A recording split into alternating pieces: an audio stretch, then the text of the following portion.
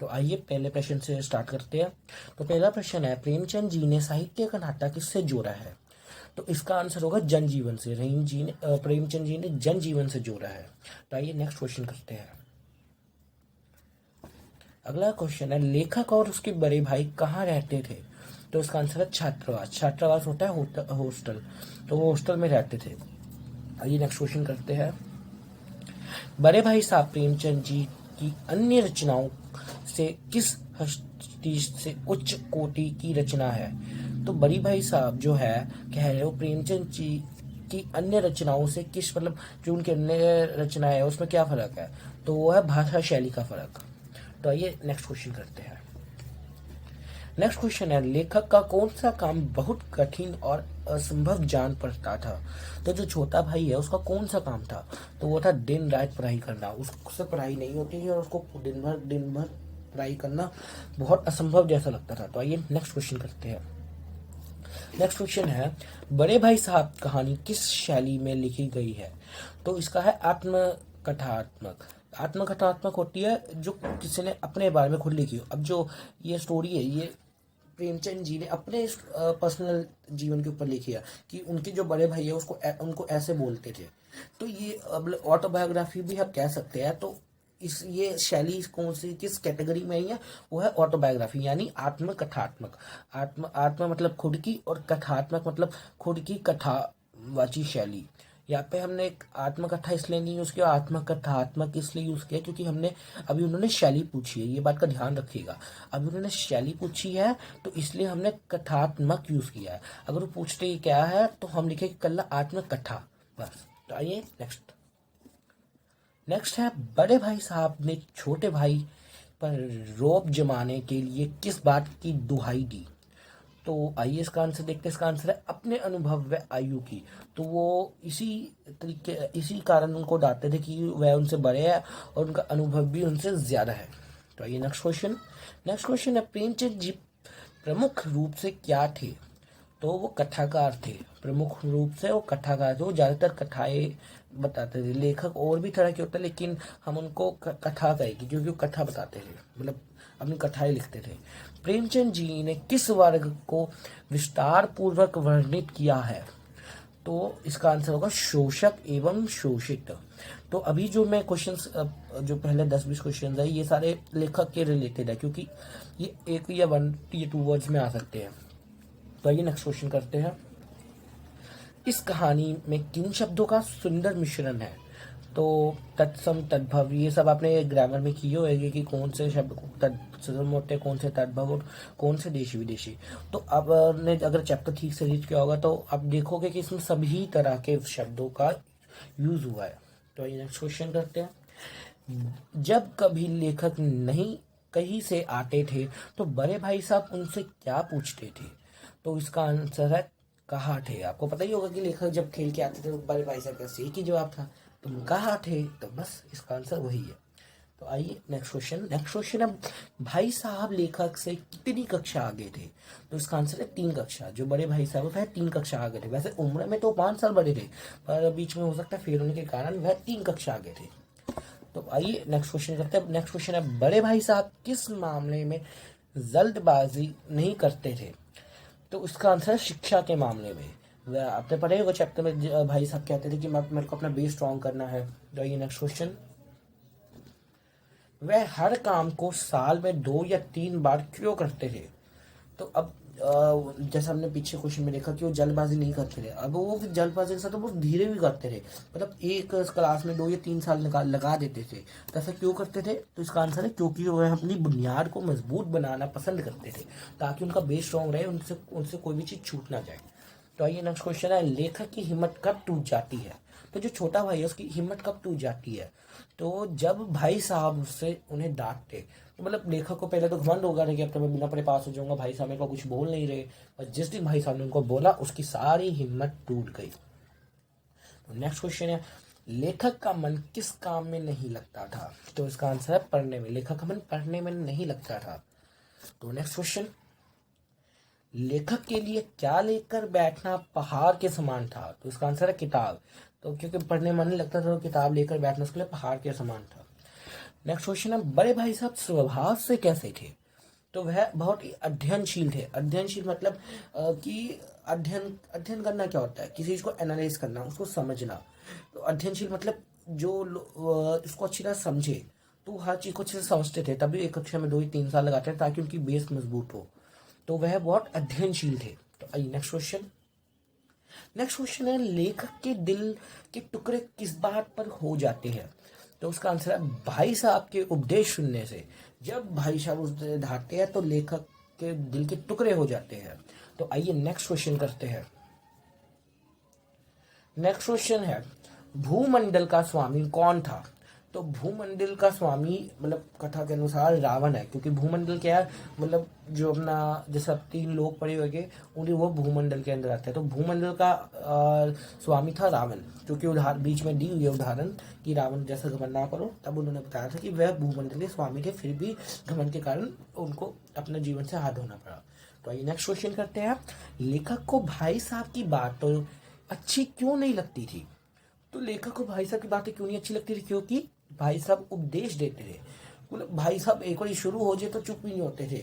वो कभी यहाँ से उदाहरण दे, कभी वहां से, बस उसको डांटना, फिर चुप ही नहीं होते थे। तो ये मतलब वो उपदेश एक बार देना स्टार्ट करते थे, फिर रुकते ही नहीं थे। तो उनके उपदेश देने के कारण लेखक को भाई साहब की बातें अच्छी नहीं लगती थी। तो आइए नेक्स्ट क्वेश्चन है। नेक्स्ट क्वेश्चन है, लेखक को कौन सी इच्छा पैदा हो गई थी? तो इसका आंसर है पतंग उड़ाने की। लेखक को पतंगबाजी, आपने पढ़े होगा बाद में कि लेखक को पतंगबाजी के शौक चढ़ गया था। तो वही नेक्स्ट क्वेश्चन करते हैं। बड़े भाई साहब के अनुसार कैसी बुद्धि व्यर्थ है जो आत्मगौरव को मार डाले?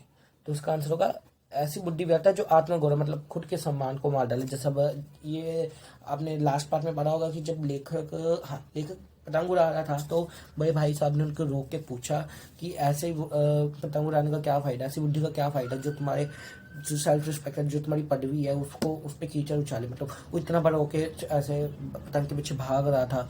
तो तब ये बात उन्होंने कही थी। तो आइए नेक्स्ट क्वेश्चन करते हैं। लेखक की अपने बारे में क्या धारणा बन गई थी? तो लेखक क्या सोचने लगा था अपने बारे में? वह बिना पढ़े भी प्रथम आएगा। तो जब वो 2 बार बिना पढ़े पास हो गया, मतलब बहुत कम पढ़े पास हो गया, तब उसने धारणा ही बना ली। उसको पता ही चल गया जैसे कि अब तो मैं बिना पढ़े पास ही हो जाऊंगा। तो नेक्स्ट क्वेश्चन है, बड़े भाई साहब लेखक से कितने साल बड़े थे? तो इसका आंसर, ये तो पाठ के बिल्कुल स्टार्टिंग में मैंने आपको अंडरलाइन करवाया था, वह 5 साल बड़े थे। तो ये नेक्स्ट क्वेश्चन। नेक्स्ट क्वेश्चन है, बड़े भाई साहब दिमाग को आराम देने के लिए क्या करते थे? तो आपने जब पढ़ा ही होगा चैप्टर में कि बड़े भाई साहब जब पूरा दिन किताब लेकर बैठे रहते थे तो बीच में थक भी जाते थे, तो वो तब क्या करते थे? तो ये सभी इसके लिए उपयुक्त है। तो आइए पढ़ते हैं क्या क्या करते थे। वह कापी और किताब पर कुत्तों और बिल्लियों की तस्वीर बनाते थे। हाँ, आपने जैसा आप भी कभी करते होगा, वेले बैठे हो, आपके हाथ में कॉपी पड़ी हो तो आप कुछ ना कुछ बनाने लग जाओगे, वैसे वो कुत्तों और बिल्लियों की तस्वीरें बनाते थे। एक ही शब्द को बार बार लिखते थे। कभी आपने भी किया होगा, अपने नाम को बहुत सुंदर तरीके से लिखा होगा। तो वैसे वह एक ही शब्द को बार बार लिखते थे जब वो बोर हो जाते थे, जब दिमाग को आराम देना होता था। और बिना अर्थ के शब्द, मतलब जो कुछ भी लिख देते थे, मतलब जिसका कोई अर्थ ही ना हो। तो आइए नेक्स्ट क्वेश्चन करते हैं। बड़े भाई साहब में क्या गुण थे? तो बड़े भाई साहब में सभी गुण थे। आइए इनको रीड करते हैं। गंभीर स्वभाव, वह बहुत गंभीर स्वभाव के थे, तभी वह लेखक को हर वक्त उपदेश देते रहते थे। सेकेंड है, छोटे भाई के हितैषी थे। वह छोटे भाई को उनका अच्छा चाहते थे, तभी वह उनको पूरा दिन डांटते थे और उनको पढ़ने के लिए प्रेरित करते थे। वाक कला में निपुण थे। अब वाक कला क्या होती है? तो वाक कला जो होती है, जैसे स्पीच को इस इंग्लिश में मतलब होता है स्पीच आर्ट। मतलब आपने देखा ही होगा कि बड़े भाई साहब हर वक्त उसको उपदेश देते रहते थे। तो वो उपदेश में बहुत निपुण थे, बहुत अच्छा उपदेश देते थे। उसको बिल्कुल सटीक उदाहरण देते थे, बिल्कुल सटीक बात जो होती है वो कहते। तो इसको कहते हैं स्पीच आर्ट। मतलब जो कितनी अच्छी सटीकता से जो बात रखता है तो उसको वाक कला कहते हैं। तो वह वाक कला में निपुण थे, तभी वो हमेशा उसको उपदेश देते रहते थे। तो नेक्स्ट क्वेश्चन। जो नेक्स्ट क्वेश्चन है हमारा, बड़े भाई साहब के अनुसार जीवन की समझ कैसे आती है? तो इसका आंसर होगा अनुभव से। बड़े भाई के अनुसार जीवन की जो समझ है वो अनुभव से आती है। हाँ, तो जो अनुभव एक्सपीरियंस हम गेन करेंगे। जो नेक्स्ट क्वेश्चन है, बड़े भाई साहब वर्तमान शिक्षा प्रणाली के विरुद्ध क्यों है? तो आपने बीच में पढ़ा होगा कि एक बार वो जो शिक्षा प्रणाली है उसकी बुराई करते हैं, तो ऐसा क्यों करते हैं, आइए जानते हैं। क्योंकि जो वर्तमान उनके टाइम की, हमारे टाइम की तो बहुत अच्छी हो चुकी है, उनके टाइम की जो वर्तमान शिक्षा प्रणाली है वह उन्हें किताबी कीड़ा बनाती है, वह उन्हें रटाती है, वास्तविकता से दूर है। मतलब जो उनके टाइम की शिक्षा प्रणाली थी वह उन्हें बस रटना सिखाती थी कि अगर एक भी वर्ड इधर का उधर हुआ तो मार्क्स काट दिए जाएंगे, और जो बुक में लिखा है जो का त्यों ही तुमने लिख के आना। तो वह उन्हें किताबी कीड़ा बनाती थी, क्योंकि उन्हें एक एक वर्ड लर्न करना पड़ता था, और समझना तो दूर की बात है, वह रट ले वही बहुत है, और वास्तविकता से दूर रखती थी। वास्तव क्योंकि रटना फिर समझ तो आएगा नहीं, तो वास्तविकता क्या जानेंगे। तो नेक्स्ट क्वेश्चन है, बड़े भाई साहब कॉपी किताबों के हाशियों पर चित्र क्यों बनाया करते थे? तो इसका आंसर है दिमाग को आराम देने के लिए, जैसे हमने पीछे एमसीक्यू में किया था कि वह दिमाग को आराम देने के लिए ये सब करते हैं। तो नेक्स्ट क्वेश्चन, किस मामले में भाई साहब जल्दबाजी से काम लेना पसंद नहीं करते थे? तो ये हमने पहले भी किया था कि वह पढ़ाई में जल्दबाजी नहीं करते थे। तो नेक्स्ट क्वेश्चन, दूसरी बार पास होने पर छोटे भाई के व्यवहार में क्या परिवर्तन आया? ये बहुत इंपॉर्टेंट क्वेश्चन है। तो इसका आंसर होगा लेखक की स्वच्छंदता बढ़ गई, मतलब लेखक को उनका जो बड़े भाई साहब का डर था वो खत्म हो गया, वह अपने आप को स्वतंत्रता मानने लग गया कि अब तो बड़े भाई साहब मेरे को कुछ कहेगी नहीं, मैं अपनी मर्जी का कुछ भी खेल सकता हूँ। तो वह अपने आप को स्वतंत्र फील कर रहा था, और उसकी स्वतंत्रता मतलब जैसा होता है स्वतंत्रता क्या होती है, जैसे अब मैम अभी आप मम्मी पापा के कंट्रोल, जो मम्मी पापा के वो आपको करना पड़ेगा, लेकिन जब आप बड़े हो जाओगे तब आप अपने फैसले खुद लोगे, तो वो स्वतंत्रता होती है कि जब अपने आप को अपने डिसीजन खुद लेना, सब कुछ अपने आप करना। तो आइए नेक्स्ट क्वेश्चन करते हैं, लेखक को किस चीज़ से खुशी मिलती थी? खेलने कूद, जो छोटा भाई है उसको खेलने कूदने में बहुत मन लगता था। तो नेक्स्ट क्वेश्चन, भाई साहब अपने छोटे भाई को क्या सलाह देते थे? तो वह खेल कूद के में समय ना गवाए, तो भाई साहब यही देते कि तुम पूरा दिन ना खेलो, तुम पढ़ा भी करो। नेक्स्ट क्वेश्चन है, बड़े भाई साहब को रौब क्यों खत्म हो गया? बड़े भाई साहब को रौब क्यों खत्म हो गया? क्योंकि छोटा भाई कक्षा में प्रथम आया और बड़े भाई साहब फेल हो गए। तो अब तो उसको क्या ही बोले, जब वो खुद ही फेल हो गए, वो प्रथम आ गया, तो फिर इसलिए उनका रौब खत्म हो गया, जो उनसे डर था। अगला है, शोरूम की क्या दशा हुई? तो मतलब शाही रूम, सॉरी, हो जाता कभी कभार, शाही रूम की क्या दशा हुई? तो अहंकार के कारण उसे भीख मांगना पड़ा। तो बीच में जब एक बार एग्जाम्पल दी थी ना, बड़े भाई साहब ने रावण की दी थी, शैतान की दी थी, और शाही रूम की भी दी थी। तो ये भी क्वेश्चन पूछ सकते हैं कि बड़े भाई साहब ने किन किन की उदाहरण दी थी लेखक का घमंड दूर करने के लिए। तो मैं आपको बता देता हूँ, एक तो रावण की दी थी, एक शैतान की, और एक शाही रूम की। तो शाही रूम की स्टोरी आपने नहीं पढ़ी तो आप यूट्यूब पे सर्च कर सकते, बहुत सारे क्रिएटर्स ने बनाई होगी शाही रूम की, तो आप जान सकते हैं अगर आपके पास टाइम है तो इसका, लेकिन मैं आपको बता दें तो कि शाही रूम अपना अहंकार में इतना अंधा हो गया था कि वो था तो बहुत अमीर, लेकिन अंत में अपने अहंकार के कारण उसे भीख मांगना पड़ा। तो आइए नेक्स्ट क्वेश्चन करते हैं, कथाकार का नाम क्या है? तो मुंशी प्रेमचंद, इसके लेखक का नाम मुंशी प्रेमचंद है, जैसा हमने किया था पहले ही। तो अनुभव का महत्व बताने के लिए बड़े भाई साहब किस किस का उदाहरण देते हैं कि उदाहरण दिया? तो मतलब किसका उदाहरण दिया? इसका आंसर दादा का। तो बड़े भाई साहब ने उन्हें दादा का उदाहरण दिया था कि वह उनका अनुभव देखे कि वो तो हमसे आधी कमाई में ही अपना सारा जीवन गुजार दिया, तो मतलब उदाहरण दिया था उन्होंने। तो एमसीक्यू का जो लास्ट क्वेश्चन है वो है, बड़े भाई साहब को अपने मन की इच्छाएं क्यों दबानी पड़ती थी? तो इसका आंसर है, वह हॉस्टल में छोटे भाई के अभिभावक के रूप में थे। तो अब यहाँ पे क्वेश्चन है कि उन्हें अपनी इच्छाएं क्यों दबानी पड़ती थी? क्योंकि अभिभावक क्या होता है कि किसी का रोल मॉडल, आइडल है, वह छोटे भाई के आइडल थे। तो आइडल होने के कारण अगर वही अपनी वही पढ़ाई ना करते और खेल कूद में लगते, तो वह छोटे भाई को क्या सिखाते? तो इसलिए वह उसके रोल मॉडल थे, इसलिए उन्हें अपनी इच्छाएं दबानी पड़ी और पूरा दिन पढ़ाई करनी पड़ी बड़े भाई साहब को, ताकि छोटा भाई उनसे देखकर कुछ सीखे। तो आइए अब कुछ छोटे प्रश्नों के आंसर देखते हैं। तो आइए पहले प्रश्न से स्टार्ट करते हैं। तो पहला प्रश्न था, कथानायक की रुचि किन कार्यों में थी? तो अब यहाँ पे जो लेखक है, कथानायक है, तो उनकी रुचि किस कार्यों में थी, हमें ये सब बताना है। तो आइए जानते हैं। कथानायक की रुचि खेल कूद में, तितलियां उड़ाने में और पतंगबाजी आदि कार्यों में थी। सॉरी यहाँ से थोड़ा लगता है कट गया, लेकिन कोई बात नहीं, मैं कौन सा बता देता हूँ। तो जो कथानायक है, लेखक है यानी छोटा भाई, उसकी जो रुचि थी वो खेल, आपको तो पता ही है, अपनी स्टोरी पढ़ी होगी, तो खेल कूद में उसका मन नहीं लगता, पढ़ाई में मन नहीं लगता था और वो पूरा दिन खेलता रहता था, कोई मौका नहीं छोड़ता था। तो उसकी रुचि खेल कूद में, तितलियाँ उड़ाने में, मतलब वो तितलियाँ आगे दिखती तो उसको उड़ाने, उनके पीछे भागता उसको उड़ा देता। और पतंगबाजी, जैसे आपको पता था, थोड़े जब वो बड़ी कक्षा में हुआ तो उसको पतंगबाजी का भी शौक लग गया था। तो आदि कार्यों में थी। तो आइए नेक्स्ट क्वेश्चन देखते हैं। बड़े भाई साहब छोटे भाई से हर समय पहला सवाल क्या पूछते? तो यहाँ पे हमें बताना है, तो बहुत आपको, आपने खुद ही गेस कर लिया होगा क्या सवाल पूछते होंगे। तो उसका सिंपल सा आंसर है, बड़े भाई साहब छोटे भाई से हर समय एक ही सवाल पूछते थे, कहाँ थे? उसके बाद वे उससे उपदेश देने लगते।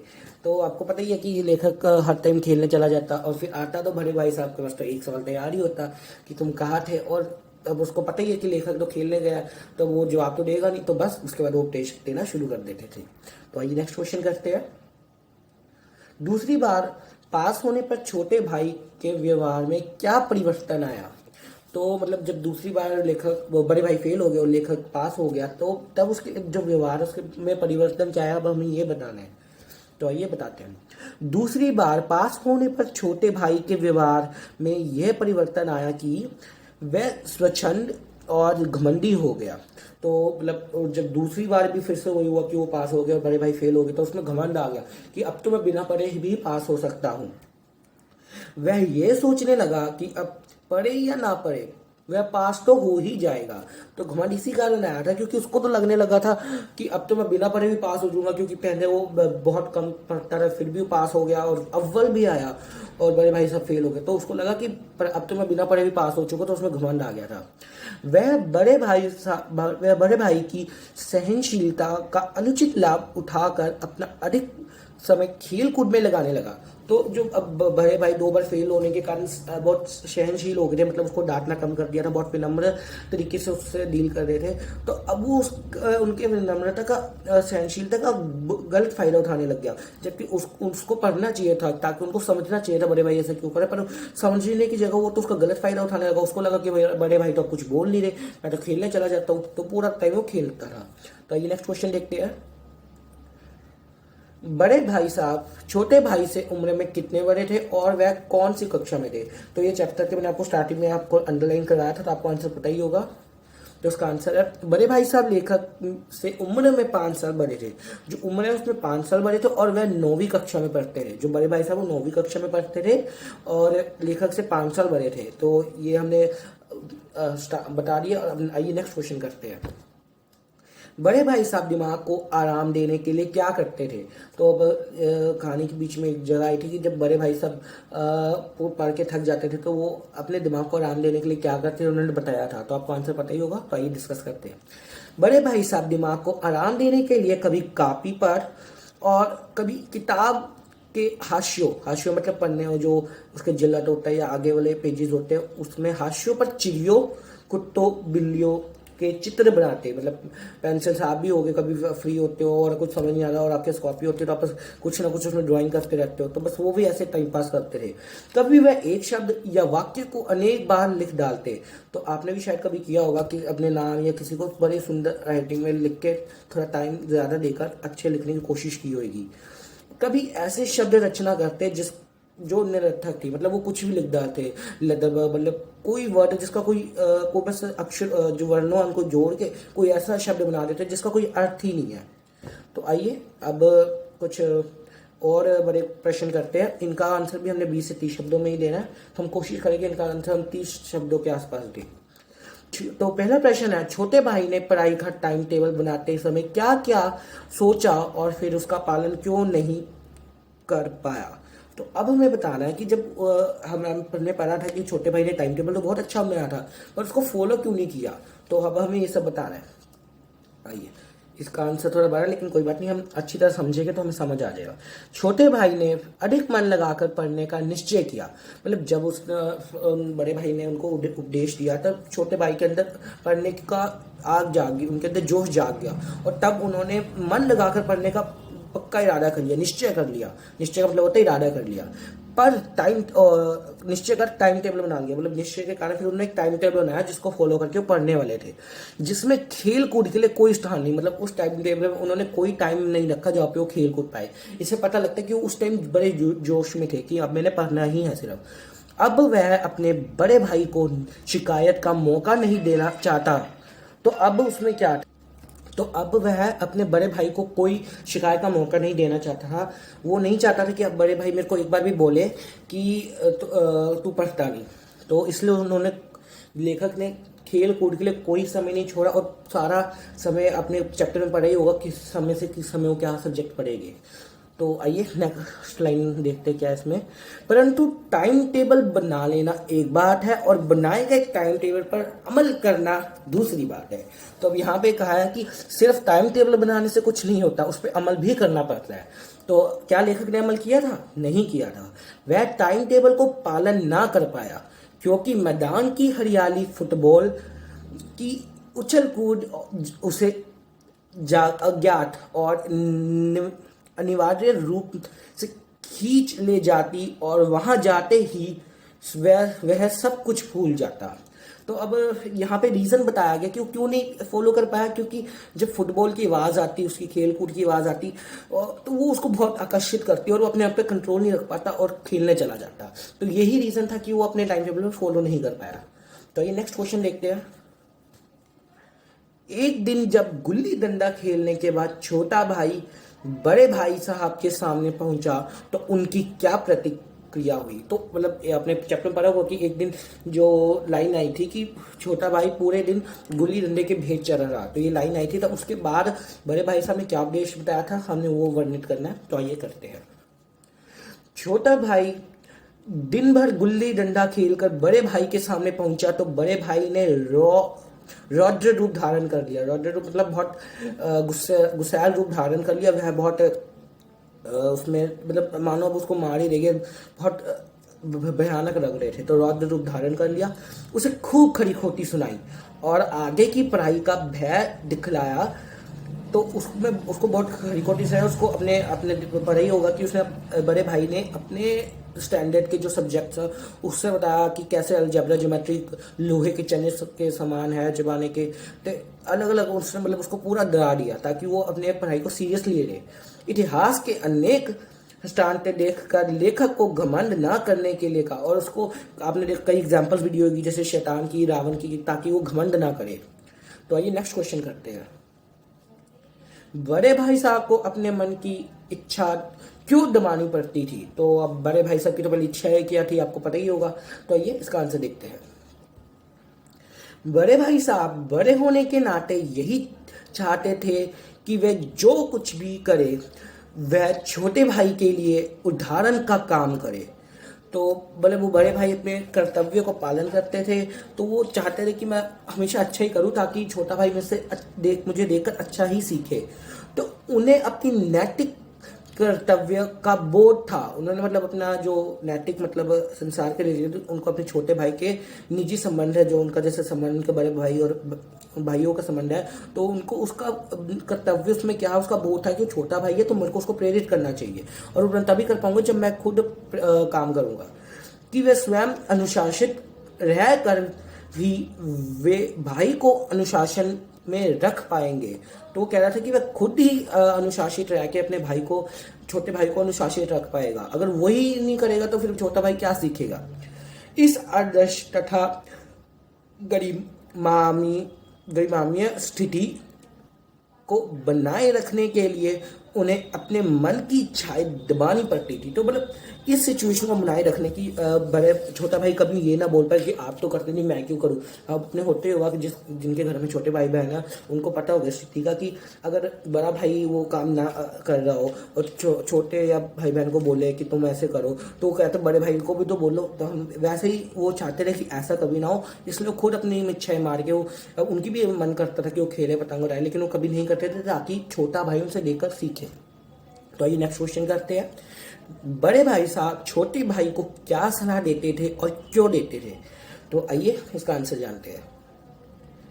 बड़े भाई साहब छोटे भाई को दिन रात पढ़ने तथा खेल कूद में समय बर्बाद न करने की सलाह देते थे।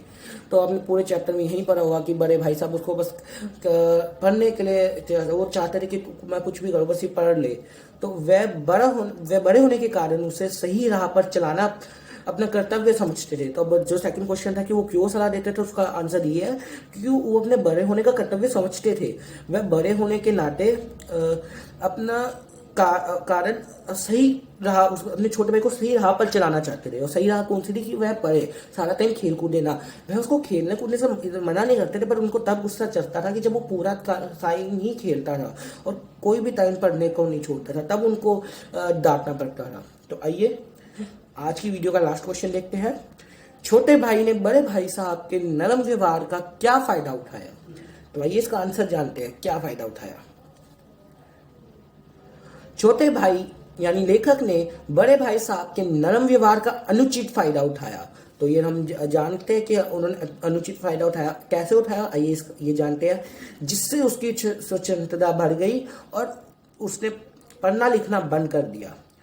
उसके मन में यह भावना बलवती हो गई कि वह पढ़े या ना पढ़े, परीक्षा में पास अवश्य हो जाएगा। इतनी ही नहीं, उसने अपना सारा समय पतंगबाजी को ही भेंट कर दिया। तो अब यहाँ पे बताया गया है कि छोटे भाई ने बड़े भाई का नरम व्यवहार कैसे उठाया कि वो मतलब बड़े भाई उसको बोलना बंद कर दिया था, तो उसको तो घमंड जग गया कि अब तो मैं बिना पढ़े भी पास हो जाऊंगा। और जबकि उसको तो बड़े भाई की नम्रता समझनी चाहिए थी, उसको पढ़ना चाहिए था, पर उसको उसने उल्टे वे में ले लिया। उसने अब तो बड़े भाई बोलते नहीं, मैं तो बिना पढ़े पास हो जाऊंगा, जैसे मैं 2 साल हुआ हूँ। और वो फिर सारा टाइम पतंग उड़ाता था। तो इसी के साथ हमारी आज की वीडियो के क्वेश्चंस खत्म होते हैं। तो हमारी जो नेक्स्ट वीडियो है उसमें हम इसी चैप्टर के कुछ बड़े क्वेश्चंस करेंगे। तो वो वीडियो परसों आएगी, यानी 13 तारीख को, थर्सडे को। तो stay tuned and don't forget to subscribe the channel for more updates. Thank you.